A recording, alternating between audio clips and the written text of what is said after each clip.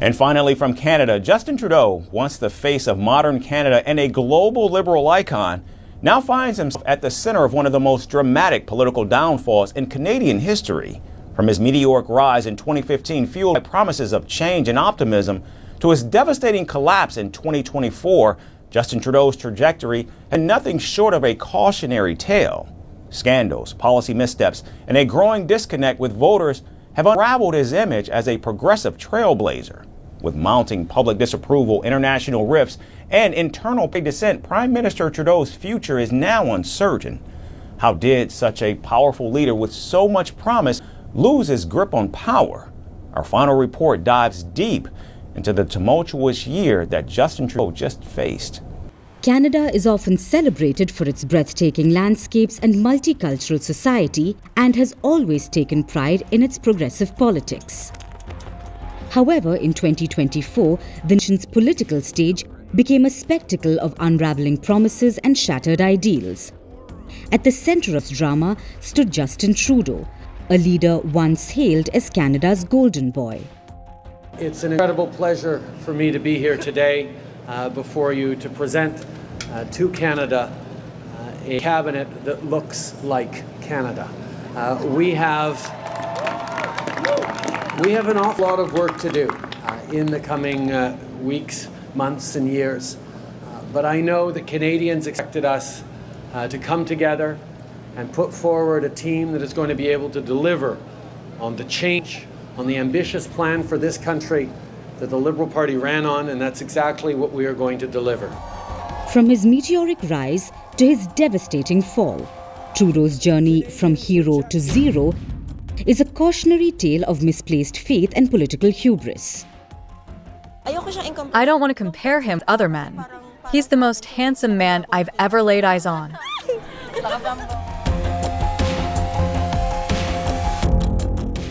Trudeau began the year under fire for a luxurious Jamaican vacation.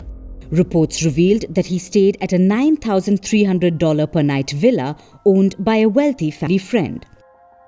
Opposition leaders slammed him, with Michael Barrett calling it a free vacation from a Trudeau Foundation donor. However, Trudeau defended the $162,000 trip and accused Conservatives of struggling with the concept of friendship. My father was godfather to their kids. Their father was godfather to one of my brothers. This is 50 years of friendship. But, of course, we worked with the ethics commissioner to make sure all the rules were followed.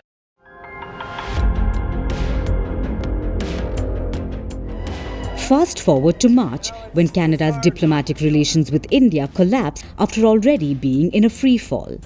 Trudeau's September 2023 allegations of accusing India of being involved in the killing of Khalistani terrorist Hardeep Singh Nijjar were under global scrutiny. There are credible reasons to believe that agents of the government of India were involved in the killing of a Canadian on Canadian soil.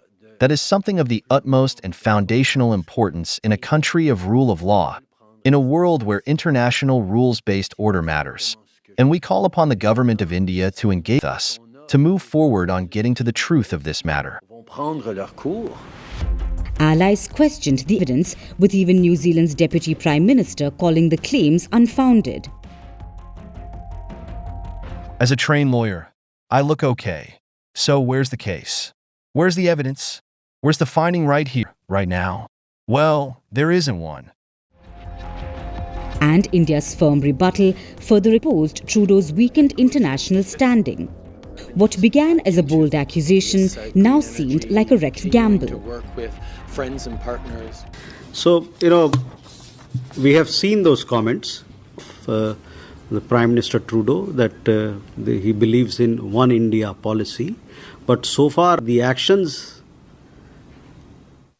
that we have requested against anti-India elements who actually go against one India, who call for dismemberment and disunity of the country, who espouse separatist ideology, no action has been taken. So, in a sense, there is a difference. There is a gap between action and words here. And then April brought more turbulence. Trudeau confessed to consider quitting his crazy job, but instead of stepping aside, he pressed forward. He announced tight immigration controls, citing Canada's inability to handle an influx of temporary residents. Whether it's temporary foreign workers or whether it's international students in particular that have grown at a rate far beyond what Canada has been able to absorb. And critics saw the U-turn on migration as a desperate attempt to deflect from Trudeau's growing list of failures. When Indian Prime Minister Narendra Modi was re-elected in June, Trudeau congratulated him, but added a pointed call to discuss serious issues. Prime Minister Modi's measured response, emphasizing mutual respect, highlighted Trudeau's inability to navigate sensitive international relationships. His attempts at diplomacy appeared clumsy and insincere, further isolating Canada on the global stage. August saw Trudeau's popularity plummet even further. His decision to slash the number of temporary foreign workers ignited nationwide protests, with Indian students leading the charge. Mark Miller said recently that international students think that it is their right to come study here in Canada. It's not a right, it's a privilege, is what he said. Once a champion of immigrant communities, Trudeau now faced their ire. The demonstrations underscored his growing disconnect from the very groups that once formed his core support base.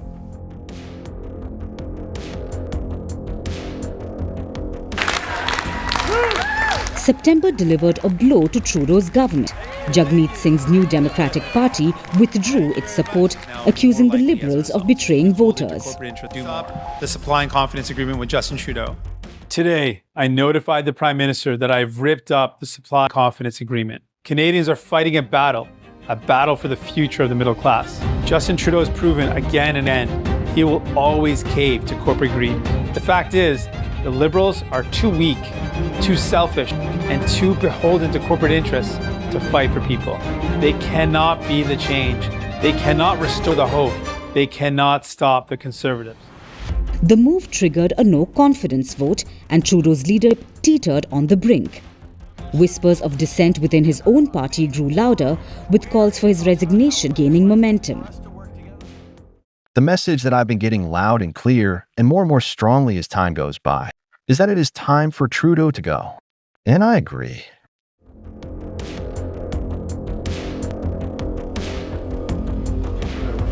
With mistakes and missteps mounting, Trudeau didn't back down and went on to make more claims against India, of course without any proof. I believe India has made a monumental mistake in choosing to use their diplomats and organized crime to attack Canadians, to come and make Canadians feel unsafe here at home, and even more so to create acts of violence and even homicide. This is unacceptable.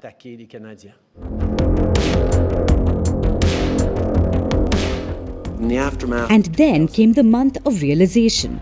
With a baggage of mistakes and in a bid to quell criticism, Trudeau acknowledged the presence of Khalistani sympathizers in Canada, but insisted they didn't represent the Sikh community as a whole. Prime Minister. Mr. Speaker, since I just answered that question, French, allow me instead to take a moment to condemn unequivocally the violence we've seen in South Asian communities across the country over the past few nights. Let me be very, very clear. The individuals who are inciting violence and division and hatred in no way represent either the Sikh community or the Hindu community in Canada. At a time of Diwali, Bandi Chor Divas, we're seeing communities come together to celebrate their diversity and their strength. We will continue to stand for the unity of Canadians.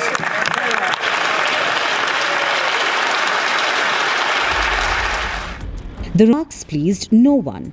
Critics accused him of pandering, while international observers saw it as another example of inability to take a definitive stand.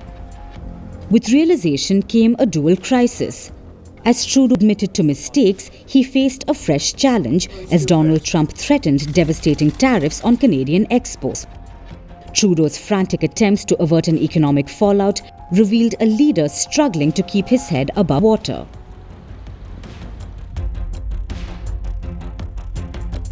As 2024 drew a close, Trudeau's political unravelling was complete. Deputy Prime Minister Chrystia Freeland resigned, citing irreconcilable differences. Her departure marked the first open rebellion within his cabinet. Public protests grew louder, with chants of "You've ruined our country" dominating the streets. You've ruined our country! You're done! Walk away! You don't have an ounce of your father's integrity! At least he walked in the snow! Playing on the same notes, even the opposition didn't hold back. In its closing question period before a month-long winter break, the House of Commons reverberated with discord as Trudeau's political opponents lambasted the Prime Minister for the recent upheaval and for posting a $62 billion deficit for the year.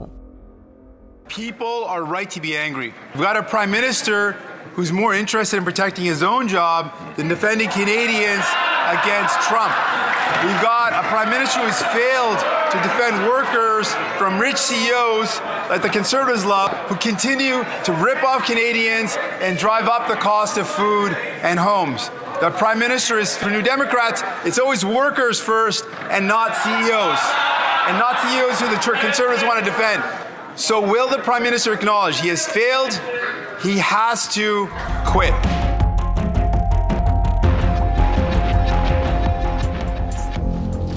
Justin Trudeau's future hangs in the balance. Will he step down gracefully, or will his party force his hand? The Liberals face an uphill battle to build their credibility, while the Conservatives stand ready to capitalise on the chaos. But one thing is clear, that Canada's political landscape is poised for a seismic shift. Justin Trudeau's journey from global darling to 2024's biggest loser is a sobering reminder of the perils of unchecked ambition and unfulfilled